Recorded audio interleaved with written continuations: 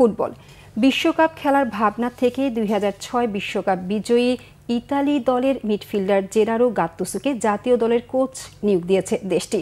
4 বারের বিশ্ব চ্যাম্পিয়নরা 2026 বিশ্বকাপে জায়গা করা নিয়ে শঙ্কায় আছে।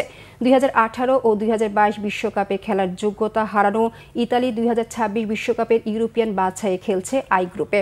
5 দলের গ্রুপ থেকে শুধু শীর্ষ স্থানধারী দলই বিশ্বকাপে সরাসরি জায়গা করতে পারবে। দ্বিতীয় স্থানে থাকা দল প্লে অফে খেলার সুযোগ পাবে। এই মুহূর্তে আই গ্রুপে 4 ম্যাচে 12 পয়েন্ট নিয়ে শীর্ষে আছে নরওয়ে, 3 ম্যাচে 6 পয়েন্ট নিয়ে দ্বিতীয় স্থানে ইসরায়েল, 2 ম্যাচে 3 পয়েন্ট নিয়ে ইতালির অবস্থান 3-এ। শীর্ষ স্থানে থাকতে হলে বাকি 6 ম্যাচে সবকটি তো জিততেই হবে, নরওয়েকেও পয়েন্ট হারাতে হবে। এমন পরিস্থিতির মধ্যে ইতালি দলের দায়িত্ব নিচ্ছেন 47 বছরের গাত্তুসো। 2000 থেকে 2010 সাল পর্যন্ত ইতালির জাতীয় দলে খেলা এই সাবেক মিডফিল্ডার 2006 বিশ্বকাপ জয়ী দলের অন্যতম সেরা পারফর্মার ছিলেন।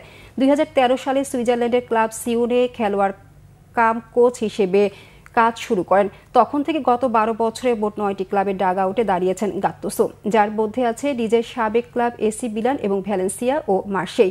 সর্বশেষ কোচ ছিলেন ক্রোয়েশিয়ার ক্লাব হাইদুক স্প্লিটে, যা গত মাসে পারস্পরিক সমঝোতায় ছেড়ে দিয়েছেন।